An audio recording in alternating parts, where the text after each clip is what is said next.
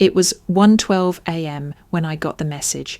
Don't come home for Christmas. Lena needs this to be perfect. I froze. Just 6 months ago, I saved their house from foreclosure. I emptied my savings, sold my rental, and paid off their debt. No conditions, no questions. And now, I'm not welcome. My name is Rachel Bennett, and I'm the daughter they erased to make room for a lie. But they forgot one thing. I don't give gifts without receipts. And this year, I'm not unwrapping guilt. I'm delivering consequences. This Christmas, the silence ends. I'm coming for everything they owe me. The screen's glow pierced through the darkness of my apartment, cold and blue against the dim Chicago skyline outside my window. I blinked, rereading the message over and over, hoping it might change. Please don't come home for Christmas. Lena needs this to be perfect. That was it. No explanation. No warmth. Just rejection, neatly typed and delivered by my mother, Susan Bennett. I stared at the phone, my chest tightening like a vice. I could hear the silence around me, feel it settle over my shoulders like frost.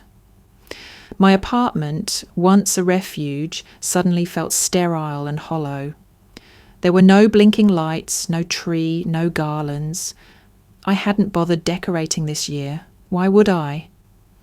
I'd been planning to spend Christmas back home by the lake in the house I saved. 6 months ago, they were on the edge of losing it all. Dad called me in a panic, Gerald Bennett, usually stoic, his voice trembling as he explained the foreclosure notice on their doorstep. Medical bills, bad investments, and the cherry on top. Lena had maxed out their credit cards, chasing some half-baked social media venture. They were drowning and they came to me. I didn't hesitate. I sold the small rental property I'd spent 10 years fixing up. I liquidated my brokerage account, kissed goodbye to every cent I had saved.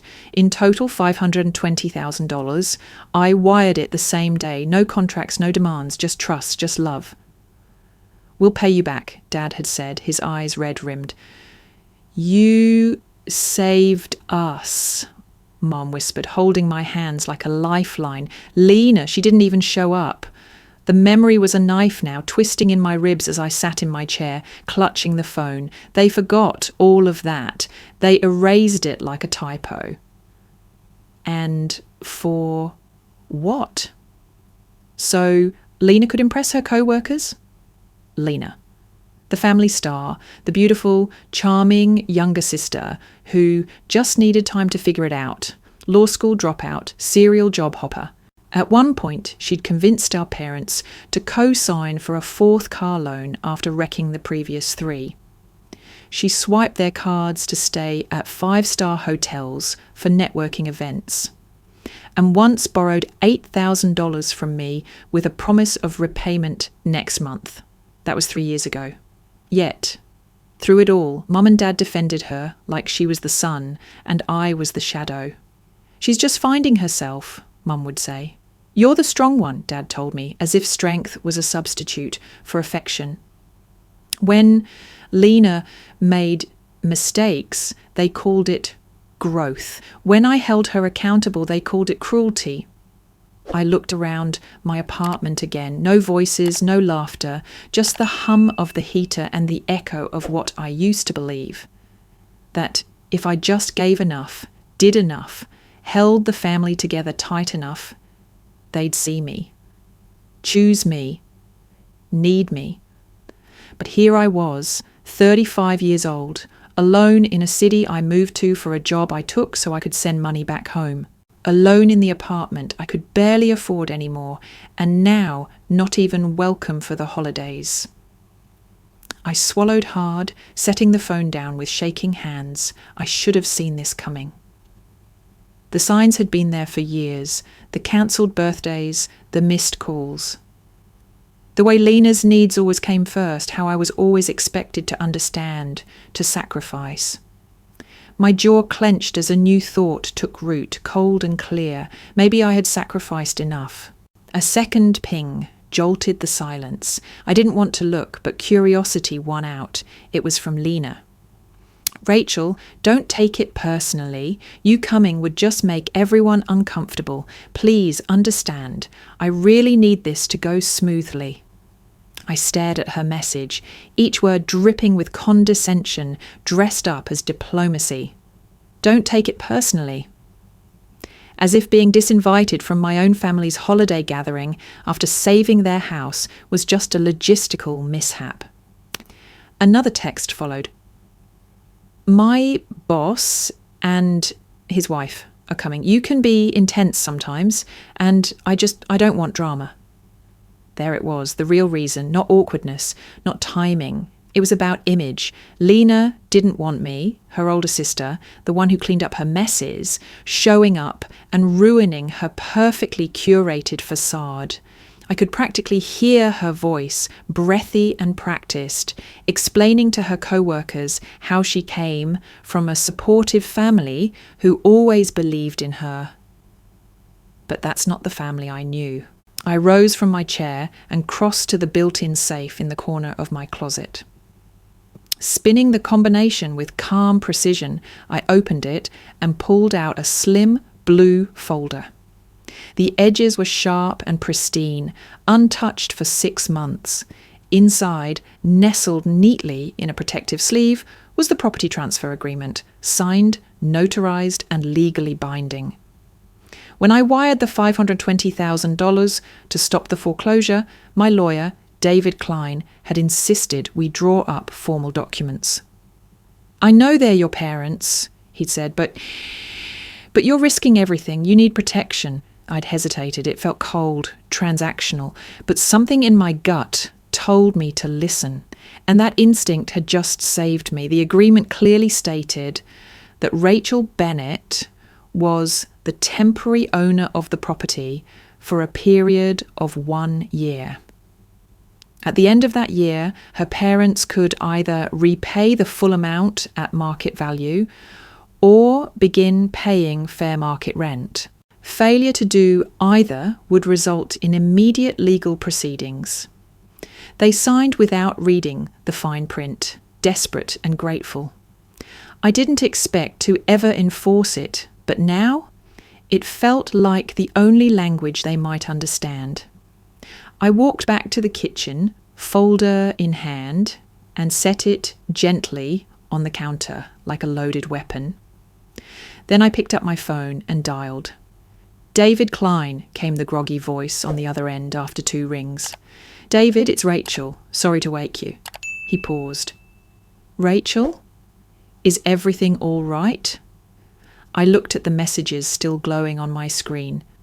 Start the proceedings. Another pause. You're sure? You want to initiate? Yes, I said, voice steady. I don't want to wait until after the holidays. I want everything filed by morning. He exhaled.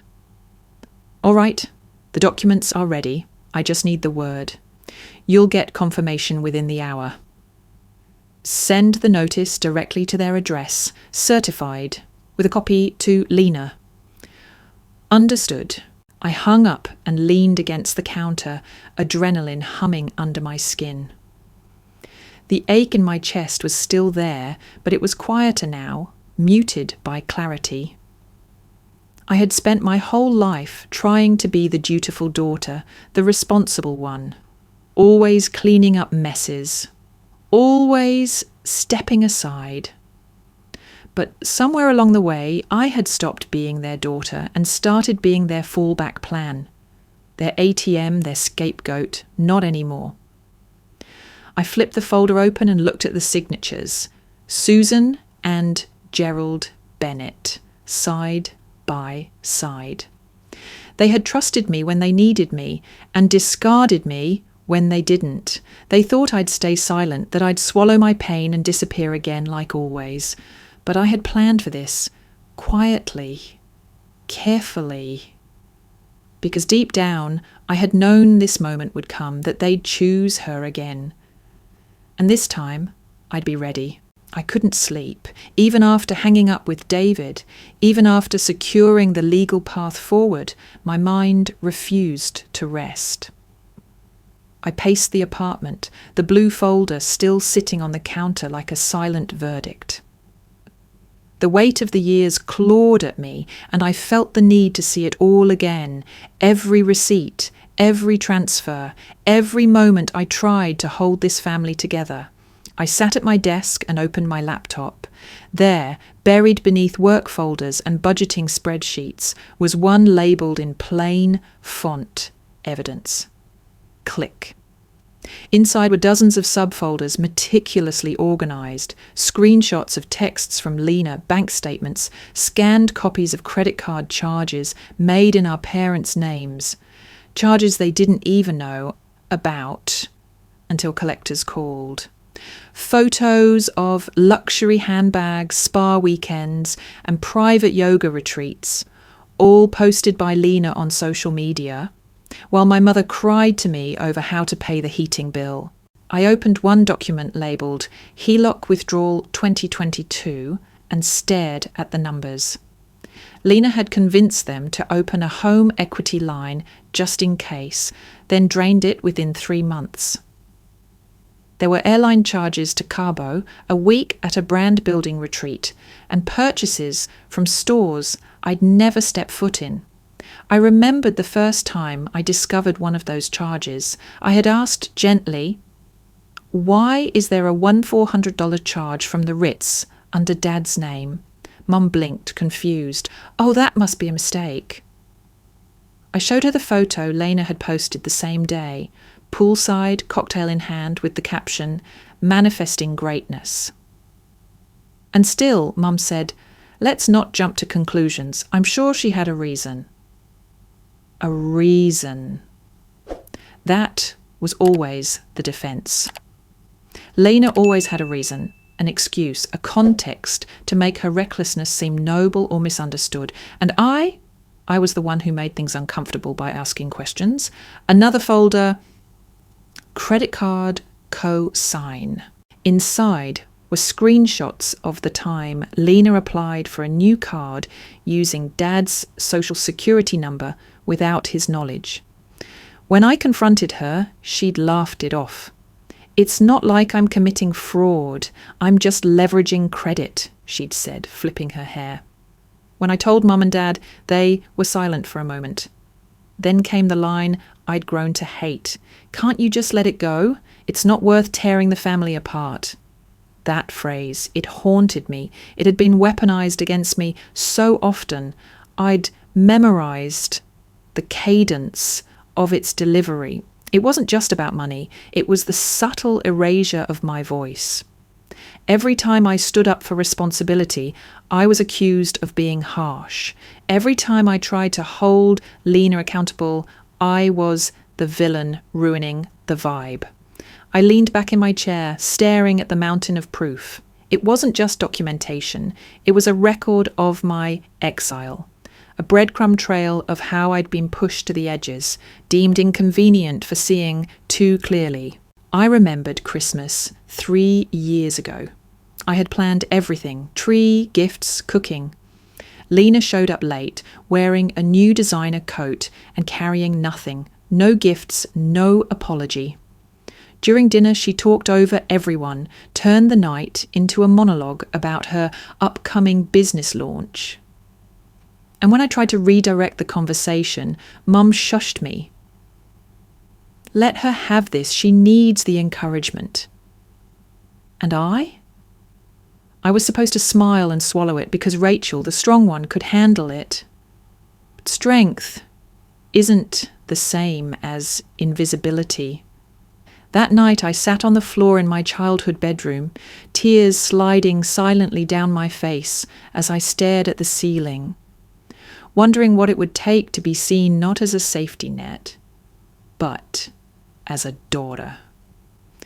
Now, I closed the folder and whispered into the quiet, "No more." I opened another subfolder labelled Private Do Not Share. It had sat untouched for months, gathering digital dust like an unopened wound. I clicked it open and was met with one scan in particular that still made my stomach clench.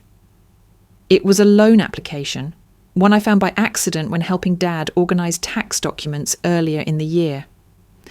The signature at the bottom read Susan Bennett, but I knew my mother's handwriting. Always a soft loop in her S's, a tiny star over her lowercase e's. Quirks that had been part of birthday cards and school permission slips my whole life.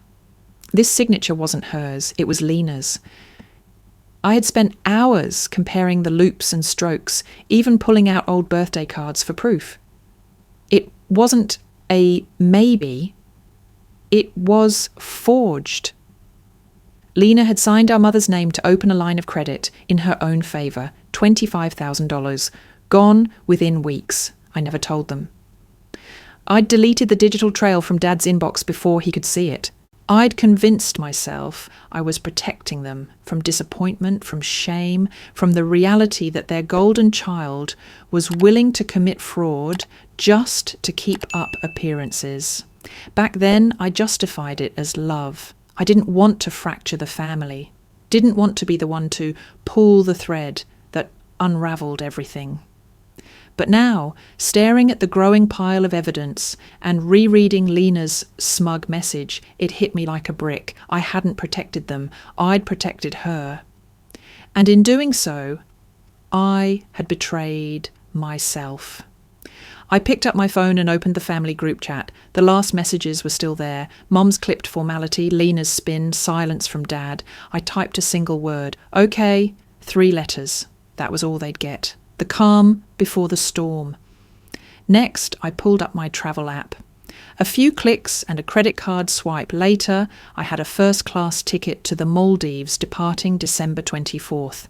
I'd spend Christmas somewhere warm, somewhere quiet, somewhere thousands of miles away from the house I saved and the family that pretended I didn't exist.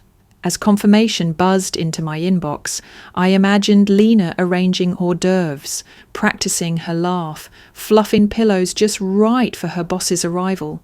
Everything had to be perfect. She was finally hosting, finally playing grown-up, and she thought I'd just vanish quietly to keep her dream intact. I picked up the phone again and dialed. "David Klein," he answered, more alert this time. "It's me, Rachel." "Rachel, hey, what's next?" "Send the documents." "To their house?" "No," I said, smiling faintly. "To arrive at exactly 7:30 p.m. on Christmas Eve. Right in the middle of Lena's dinner party." He paused. "You're sure?" "She made her choice," I said. "Now she gets the bill." "I'll have a courier hand deliver it," he said. "Certified, time-stamped with acknowledgement required." Perfect. As we hung up, I glanced at the clock. Just past 2 a.m, my apartment still hummed in quiet, but something inside me shifted. I wasn't shaking anymore. I wasn't crying. I felt focused, sharp. For years, I'd bent over backward to protect a family that saw me as a tool, not a person. I'd blurred my boundaries to keep them comfortable, smothered my own needs to avoid rocking their boat. But no more. This time, I wasn't the silent helper in the background. I was the author of this next chapter. And I would write it in bold ink. SeaTac Airport was unusually quiet for a holiday morning. I sipped a lukewarm oat milk latte in the first-class lounge, eyes half-focused on the muted television broadcasting cheerful holiday ads. Snow drifted lazily outside the wide glass windows, a picturesque scene I was happy to watch from a distance. I had no interest in returning to a house built on guilt. My phone buzzed. Again and again, 17 unread messages now. "Mum, Rachel, what is this letter? You can't be serious. Call us." "Dad, you're overreacting. We'll talk after Christmas. Don't ruin this." "Mum," again. "Lena is beside herself. Please don't embarrass her." "Lena, are you happy now? You've ruined everything." Lena. My boss just got here. The lawyer showed up with papers during dinner. What is wrong with you? The messages kept pouring in like a flood, some pleading, some accusatory, others just raw panic. For the first time, I didn't feel crushed under their weight. I felt detached, almost analytical, like I was watching someone else's drama unfold. Then my phone rang. Lena. I answered without hesitation. Her voice was already breaking. Rachel, what the hell did you do? He walked in with a folder in the middle of dinner, in front of everyone. My boss's wife saw it. I'm being humiliated. You're being held accountable, I replied calmly. You're destroying the most important night of my life. I let the silence hang for a moment, then asked, important to who? Lena? To you? Your image? Your carefully scripted story? She sniffled, then snapped. I worked so hard to make this happen. This night was supposed to prove I've made it. And now my boss thinks I'm some kind of scam artist whose sister is suing her family. Well, I said, you forged Mum's signature to open a credit line and funneled money from their retirement if the shoe fits. You're so dramatic. No, Lena.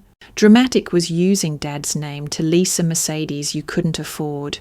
Dramatic was calling me controlling when I refused to co-sign another loan. This, I exhaled, this is just overdue. There was a long pause. For once, she had no snappy retort. You could have just talked to me, she whispered. I did for years. I begged you to be responsible. I begged them to stop enabling you. And every time I was the problem. You blindsided us. I actually laughed, dry and bitter. No, I prepared for this exact moment. I gave you time. I gave you space. I gave you silence. You used it to erase me. She was quiet again. I leaned back, eyes scanning the elegant lounge, the quiet hum of travellers moving toward destinations, filled with people who might actually want them there. You know what the real problem is, Lena, I said softly. You've never once considered what anyone else's important night might look like. Mine was 6 months ago. When I transferred $500,000 to save a house, I wasn't even welcome in. That was the most important night of my life, and no one even said thank you. She sniffled again, but didn't speak. I'm boarding in 20 minutes, I said. You can text me if you want to scream more. But just know, it won't change anything. You're really going through with this? She asked, small and stunned. Yes, and I should have done it a long time ago. I ended the call before she could respond. Then I silenced my phone, took another sip of my latte, and watched the snow fall. For once, I wasn't rushing to fix everything. I was letting it fall apart.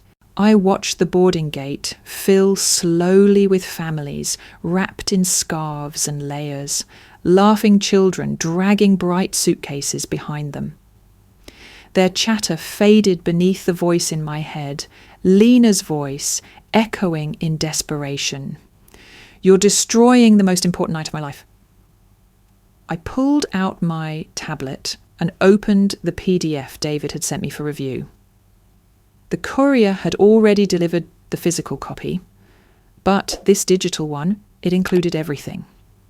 At the end of the legal notice, stapled behind the ownership agreement, was an audio transcript, a 6-month-old recording, a conversation between me, Lena and David when we had all sat in his office as I signed over the funds to rescue our family home. I had insisted on her being there, even though she barely showed up on time. Back then, Lena had leaned back in the leather chair, smiling faintly while David explained the terms. I remembered her words exactly. Fine, I get it. I'll start paying them back after the new quarter. Just don't bring it up at Christmas. Let's keep things peaceful. David had paused, pen in hand, and asked, "Do you agree to these terms as verbal acknowledgement?" She'd replied, "Yes, I'll make things right. You have my word." And now her word had unravelled in front of her boss, her co-workers, and their spouses, because David had included that exact transcript in the folder. Per my instruction. I had felt uneasy back then. Her casual tone, her avoidance of eye contact, the way she used the word peaceful as a way to delay accountability. So I asked David to document the conversation, not just in notes, but by recording it with everyone's consent. I didn't trust that silence would mean safety. I wanted a record. Now, that instinct had become Lena's undoing. I imagined the courier stepping into their lakefront living room right as hors d'oeuvres were being served. The envelopes bearing the Bennett name handed directly to Mom and Dad. Lena opening hers while trying to maintain a hostess smile. And then reading not only the legal eviction warning, but a full transcription of her own words, her own promises. I could almost see her panic bloom behind her eyes, her boss curious, his wife raising an eyebrow.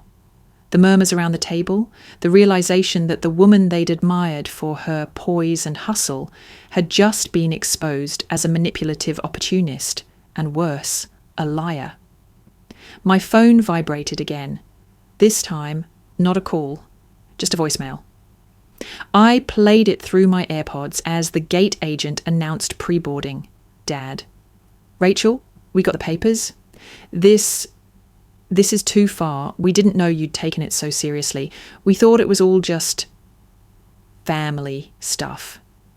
Your mother's crying. Lena's a wreck. Please come back. Let's figure this out." I let the message run, but I didn't reply. Instead, I tapped out a final message in the group chat. "You have until January 15th. Buy the house or start paying rent.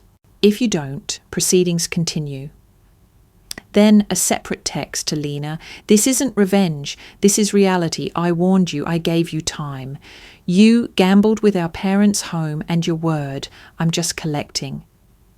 No emojis, no warmth, just truth. The gate agent called my boarding group and I rose, slinging my bag over my shoulder. I walked toward the jet bridge, calm and composed. Somewhere behind me, Lena was scrambling, lying, blaming, but I wasn't there to hear it. For once, her chaos wasn't my responsibility. The Maldivian sun was warm against my skin, filtered through the white canopy of my private villa. The water just beyond the deck shimmered like blue glass, gently lapping against the stilts. I stretched out on the lounge chair, a book open on my lap, but unread for the last 30 minutes. For the first time in over a decade, I was truly breathing. No emails, no urgent family group chats, no crises to fix. Just the hum of nature and my own heartbeat slowing to a normal rhythm. 10 years. That's how long it had been since I took a real vacation, not a 3-day holiday weekend with my laptop nearby. Not a family reunion where I spent the whole time playing referee between my parents and Lena. A real soul-level escape. And oddly, it had taken legal action to finally earn it. I closed my eyes and let the breeze brush across my face. The air smelled like salt and sun and faint coconut. A waiter brought a chilled coconut drink garnished with mint, and I thanked him with a smile that surprised even me. It felt real. My phone buzzed on the side table. I glanced at the screen. Grandma Margaret, video call. My chest softened. If there was one person in my family who never made me feel like I had to earn my place, it was her. I answered. Her face lit up the screen, framed by grey curls and a pair of reading glasses perched at the end of her nose. "Oh, sweetheart," she said before I could speak, "you look like a different person already." I laughed softly. "I feel like one."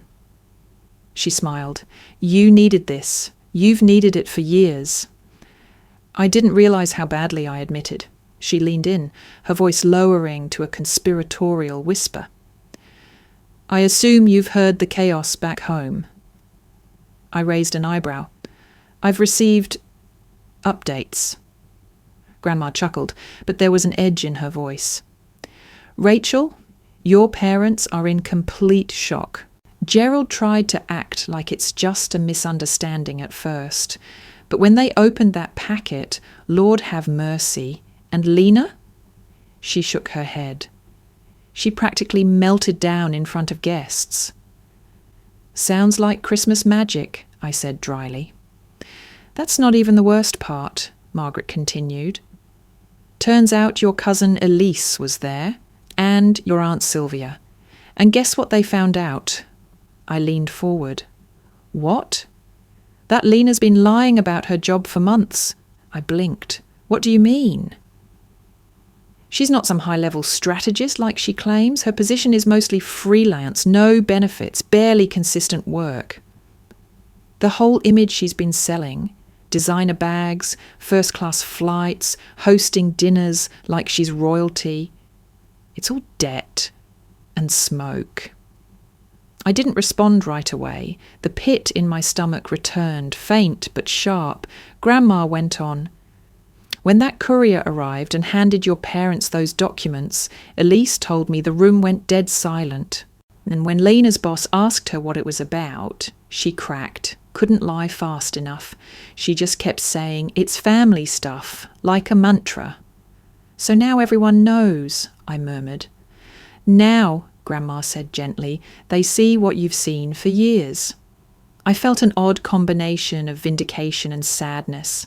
I had never wanted Lena to fail. I just wanted her to be honest, accountable, human. I didn't want it to happen like this, I admitted. I know, Grandma said, but it had to happen. They needed to see the truth laid bare. And sometimes, Rachel, truth needs a little paperwork behind it to be heard. We sat in silence for a moment, just watching each other breathe across continents. Take your time, sweetheart, she said at last. You've spent so long holding your breath for everyone else. It's okay to finally breathe for you. I smiled. Thanks, Grandma. The ocean sparkled behind me as I sat on the shaded deck, Grandma's face still bright on the screen. I could tell there was more, something she hadn't said yet. Her fingers fidgeted with the edge of her cardigan, eyes dropping for a beat, before she looked back up with quiet resolve. There's something else, she said. I straightened. What is it? She took a breath, her voice soft but steady. I updated my will last month. I blinked, not understanding immediately. Why are you telling me that now? Because, she continued, I made you the guardian of the family trust, effective immediately. I stared at her. You what? She nodded. It used to be your parents with Lena as secondary, but after everything I've watched these past few years, especially this Christmas, I couldn't leave our legacy in their hands. I swallowed hard, unsure how to respond. But Grandma, that's huge. It is, she said firmly, and it's necessary. I let the words sink in. Guardian of the trust. That meant I would oversee how funds were spent, who received what, and under what conditions. It meant I could ensure Lena didn't drain what little wealth our grandparents had built through decades of hard work. It's not to punish them, Grandma added quickly. It's to protect everyone. And, frankly, to give you some power after years of being powerless. I looked down, fingers tightening around my coconut drink. A part of me wanted to feel triumphant. Another part just felt tired. So, what does this mean for Lena? I asked. She's still named, Grandma said. But I've included a clause. She won't receive a cent unless she completes a financial rehabilitation program and proves in writing that she's debt-free and independently stable for at least a year. My eyes widened. That's very specific. She smiled wryly. I had help. One of my bridge friends has a lawyer granddaughter. I couldn't help but laugh, even as my chest ached. You really thought of everything. I've been watching longer than you realise, she said, her voice gentler now. I saw what Lena was doing. I saw how your parents let it happen. But I also saw how you handled it, quietly, gracefully, with more patience than most would ever manage. I looked away from the screen, tears pricking unexpectedly at the corners of my eyes. Not out of happiness, not even relief, just the bitter sting of finally being seen. Rachel, Grandma said softly, you've always been the strong one, but strength doesn't mean going it alone. I nodded, forcing back the wave of emotion. Thank you, really. She tilted her head. How are you feeling now? Truly? I thought for a moment before answering.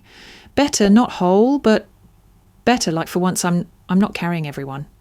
And maybe, she added, you're not carrying yourself alone anymore either.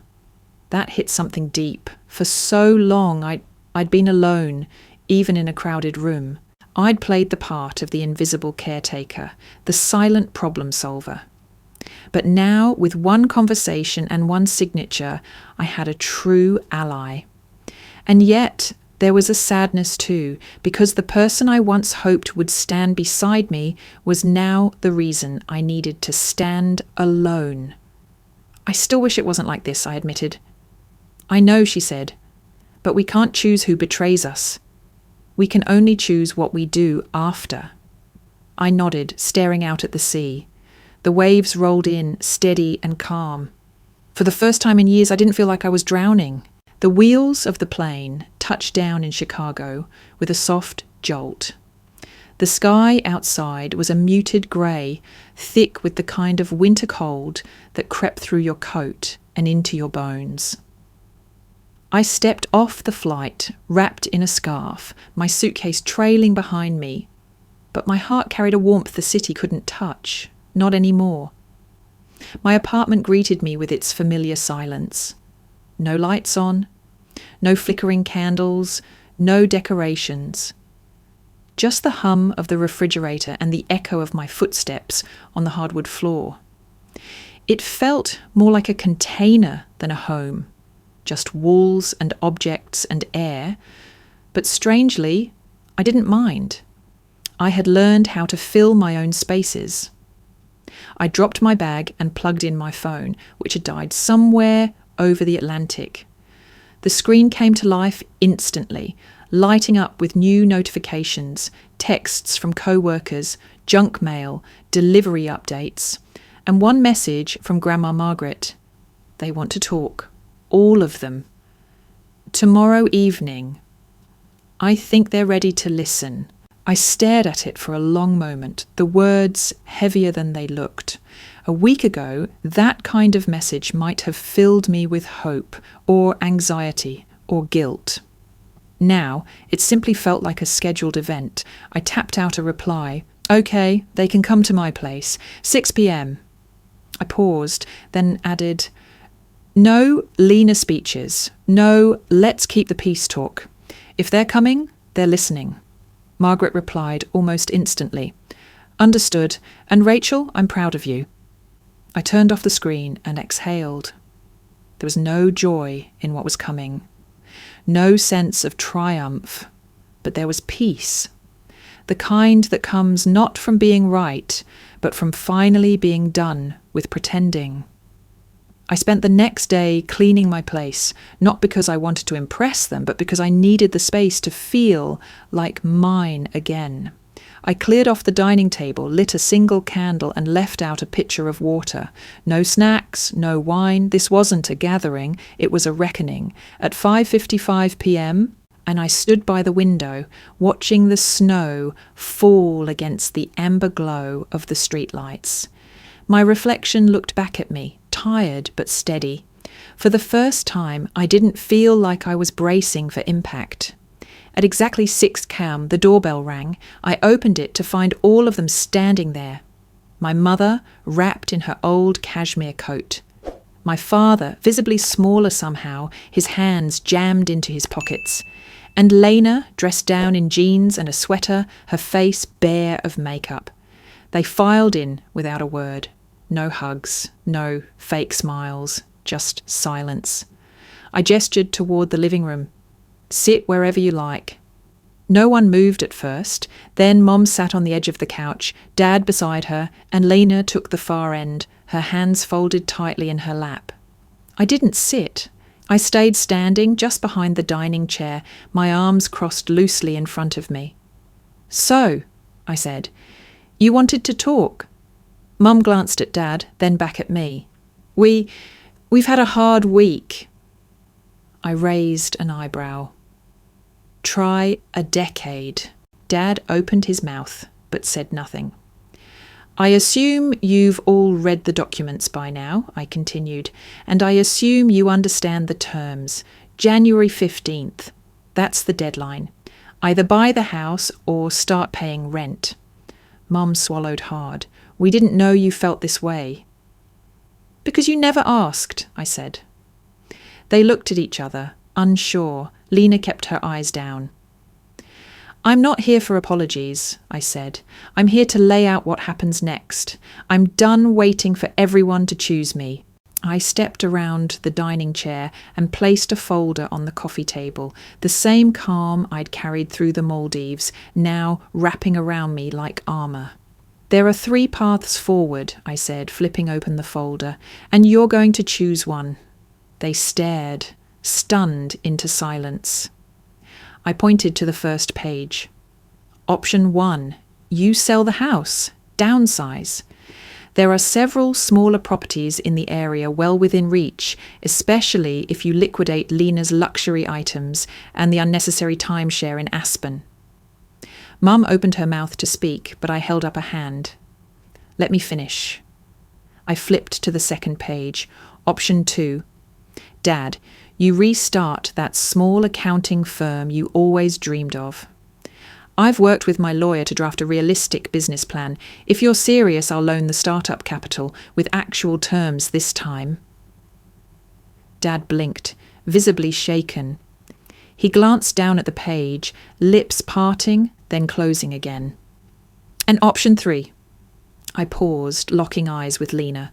You enter a financial recovery and accountability program.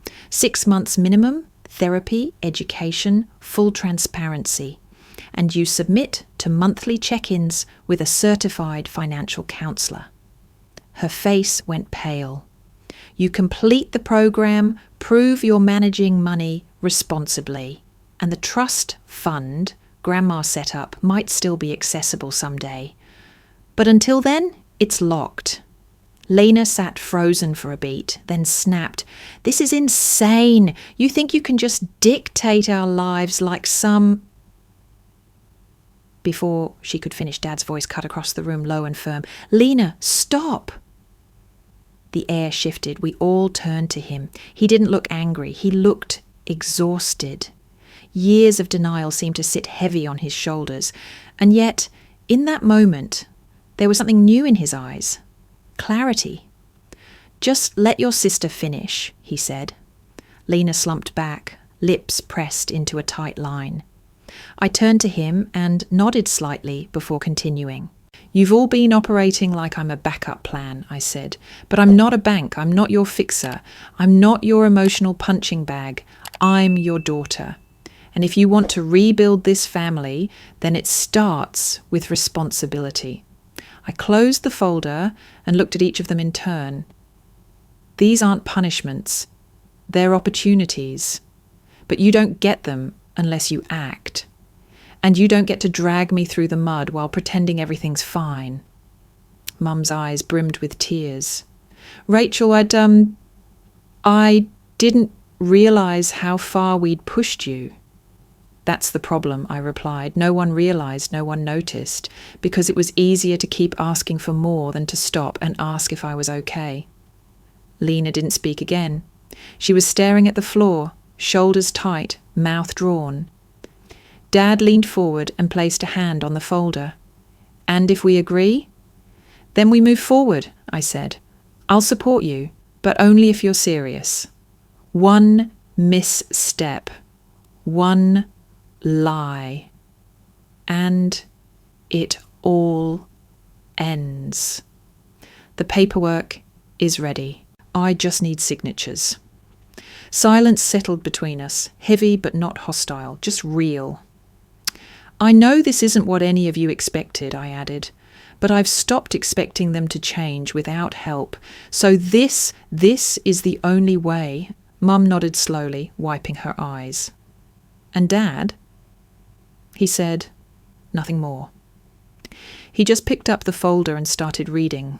For a long moment, no one spoke. The silence in my apartment was different this time, not hostile or suffocating, but fragile, like freshly broken ice beneath our feet. Mum's hands were clutched in her lap, twisting the edge of a tissue that hadn't been used yet. Dad had gone quiet, his eyes fixed on the printed words in the folder in front of him. Lena? She hadn't looked up once since her outburst. Her breathing was shallow, her shoulders tense as if she were physically bracing for more. And then, softly, Mum spoke. You know, she started, voice barely above a whisper, we always said Lena needed more help, that she was just lost, not bad, that if we could just support her long enough, she'd find her way. She looked up at me. Her eyes were red, but not from crying, yet. They were red from restraint, from years of ignoring things she hadn't wanted to confront. I thought I was protecting her, she said, but I didn't see what I was doing to you. A part of me tensed, preparing for excuses, another round of justifications, but they didn't come. Instead, she exhaled slowly and said, we chose the one we thought was weaker, because it made us feel like better parents. I blinked, my throat catching before I could even process the words. Mum's voice broke as she continued. But all we really did was hurt the one who never asked for anything. I stared at her, heart pounding, of all the things I'd imagined her saying, pleas, rationalizations, guilt. This? I hadn't expected this. I dreamed of hearing it maybe. Fantasized in some corner of my mind that one day they'd see it, admit it. But to hear it now, here in this small apartment where I'd nursed so many quiet heartbreaks, it cracked something open in me. You called me the strong one, I said, my voice shaking, but being strong doesn't mean not needing love. Mum nodded, her face folding into itself. I know. Tears finally slid down her cheeks. You've always been so capable, so put together. I thought maybe you didn't need us the way she did. I laughed, but it came out sharp. So you gave everything to the one who needed more and left the one who gave more with nothing? She winced, but didn't deny it. I kept waiting for you to see it, I continued. Every time I bailed you out, every time I said it's fine and wired the money or kept the peace, I kept thinking, maybe now they'll notice, maybe now I'll matter. You mattered, Mum whispered, anguished. Not enough to protect, I said, not enough to believe, not enough to choose. She covered her mouth, the tissue now soaked in her hand. I wasn't trying to hurt her, but I couldn't keep carrying the pain alone. Not anymore. It wasn't just about money, I said, softer now. It was the erasure, the way my concerns were dismissed, the way Lena's chaos was always met with compassion and mine with silence. Lena finally stirred. Her eyes flicked toward me, but said nothing. You made me the stable one, I told them, and then you used that as an excuse to neglect me. Dad finally looked up, meeting my gaze. There was regret in his expression, more than I'd ever seen from him. "You're right," he said simply. "There's no defence for what we did." I felt something loosen in my chest. Not relief, not forgiveness, just oxygen. Something I hadn't realised I'd been holding in. Mum reached across the table and placed her hand over mine. "I'm sorry, Rachel," she said, "for assuming you didn't need to be loved the same way. For leaning on you so hard we never noticed you were tired." Tears blurred my vision. I let them come. Because the truth was, I hadn't needed them to fix it. I just needed them to finally see it. The room sat in delicate silence. My mother's apology still lingered in the air, raw and echoing. It was the closest we'd come to truth in years, and for a moment I thought maybe, just maybe, that was the deepest this evening would go. But then Lena shifted. She hadn't said a word since being told to let me speak, hadn't made eye contact, hadn't moved except to grip her knees tighter every time someone mentioned money or mistakes. Now she looked up slowly, her gaze meeting mine for the first time. "I have something to say," she whispered. I didn't respond. Neither did our parents. She took a breath, then looked at Mom and Dad. "You always said Rachel was the cold one, the serious one, that she didn't get people, that she didn't understand what it meant to support someone emotionally." My stomach clenched. I knew those words well. I'd heard them echoed through holiday whispers, through half jokes made at my expense during birthdays, through little jabs at the dinner table. "I started that," Lena admitted, her voice cracking. I blinked. "What?" She nodded, shame colouring her cheeks. "Years ago, after college, when everyone kept asking why I wasn't more like you, why I hadn't finished law school, why I wasn't saving money, why I didn't have a real job yet, I told them you were too rigid, that you didn't understand love, that you judged people." Dad's jaw tightened. Mum's hand froze over mine. "I told Aunt Sylvia you criticised everyone, that you didn't believe in dreams, that you didn't support me because you were jealous," Lena continued, and it just spread. I felt dizzy. "You created that image?" "I didn't know it would stick," she said, eyes brimming. "At first, I just wanted to explain why you didn't come to my showcase, why you didn't post about my projects or smile when I bragged. I needed to look like the wounded one, the artistic one, the misunderstood one." "You were lying."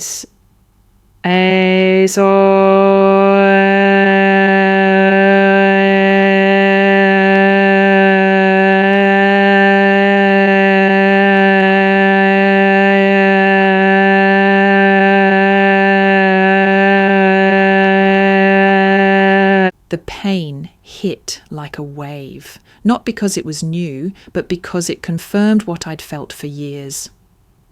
I'd spent so long wondering why relatives acted cool toward me, why my concerns were met with distance. And all this time, it hadn't been a misunderstanding. It had been a campaign. "I'm sorry," she said, tears falling freely now. "I wanted to be seen as the one who needed saving, and I knew that meant pushing you into the role of the one who didn't." No one spoke, not Mom, not Dad, not me.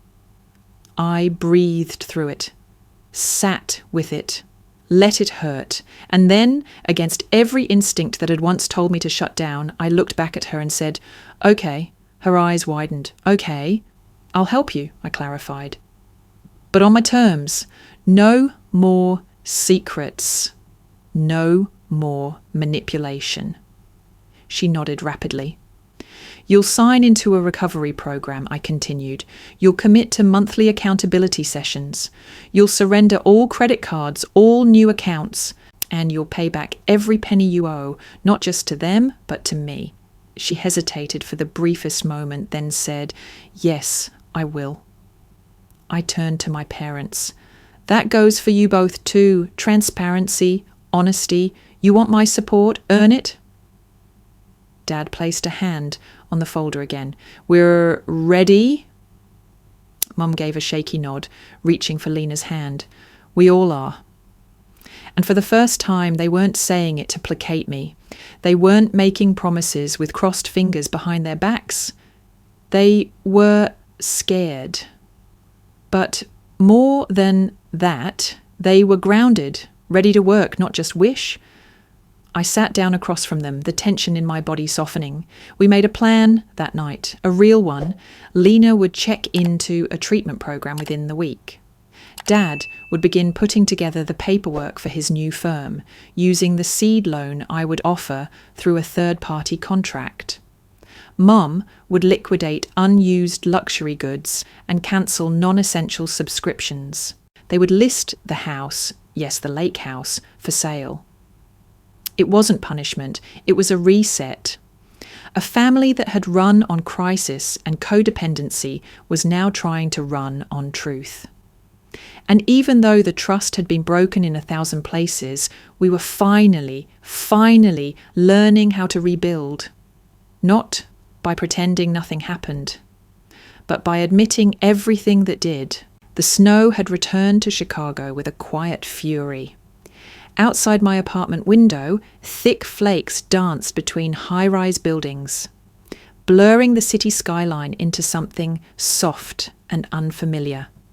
I sat at the kitchen counter with a mug of cinnamon tea, the steam curling around my face, my laptop open, to a new email notification from the treatment centre. Subject: Weekly Progress Update. Lena Bennett. I clicked it open, bracing myself. Lena had been at the centre for almost 3 weeks now. A full month of digital silence, restricted phone access, monitored therapy, and financial accountability training. It wasn't glamorous, it wasn't something she could spin into a story for Instagram, and that, ironically, made it the most honest thing she'd ever done. The email was written by her assigned therapist. Straightforward and clinical, but laced with small signs of effort. Lena is engaging, though resistant at times. She struggles most with personal responsibility, but is showing signs of increased awareness around patterns of avoidance, entitlement, and guilt projection. She has acknowledged fabrications made in the past regarding family dynamics and appears motivated to address long-standing trust issues. It wasn't glowing, but it was real. I exhaled slowly and replied with a short note of gratitude to the centre. Then I closed the laptop and stared out at the snow, remembering the girl who once lied about me to preserve her own image and wondering who she might become if she finally let the masks fall. My phone vibrated next to my mug. A new message from Grandma Margaret. "Margaret, just checking in. How's our girl doing?" I typed out a brief summary of the update, then hesitated before adding, "She's trying. It's not easy, but it looks like she's really doing the work."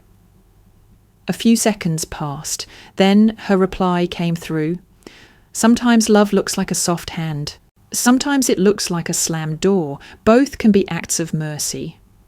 But the kind that lasts, that's the love that says no and means it." I reread her words twice, then again. The love that says no, it still felt foreign. That saying no could be an expression of care, not cruelty. That refusing to rescue someone wasn't abandonment, but an invitation for them to stand up on their own.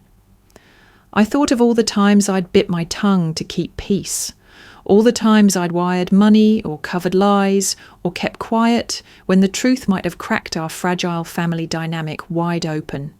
And for what? For silence, for invisibility, for more pain. Saying no had been the scariest thing I'd ever done, but it had also saved us. A knock at the door startled me from my thoughts.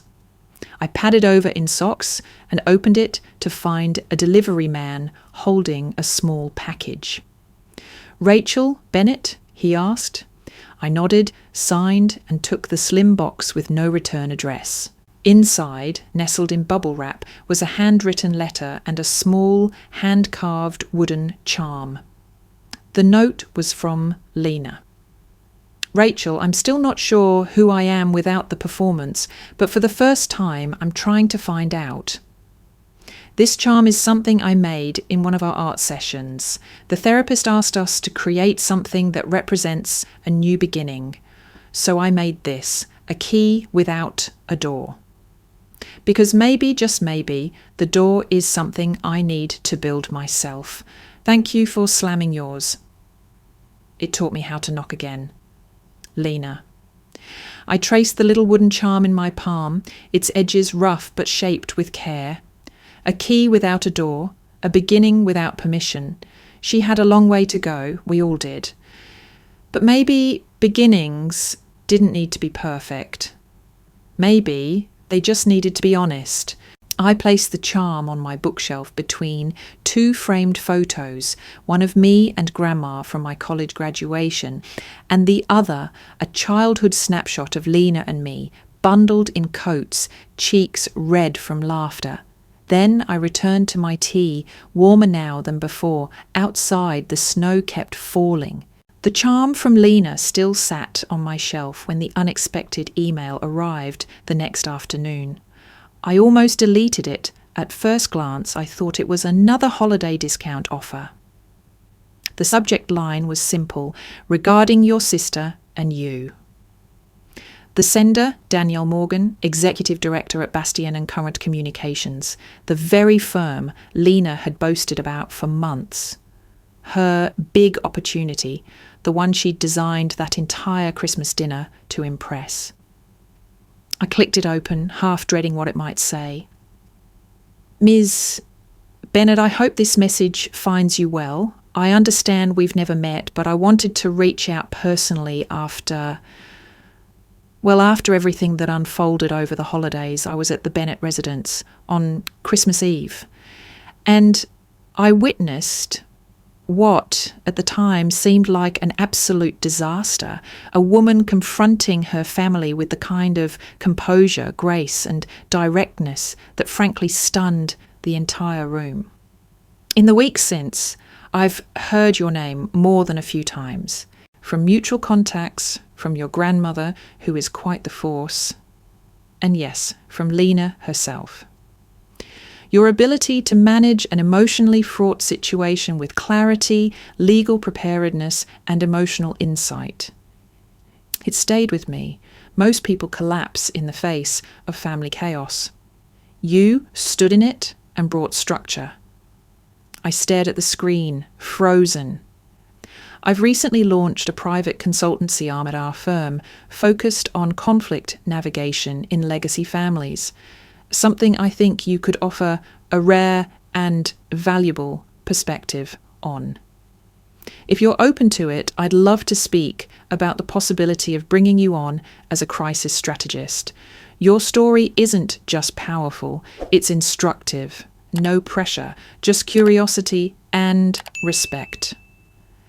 Warmly, Danielle Morgan.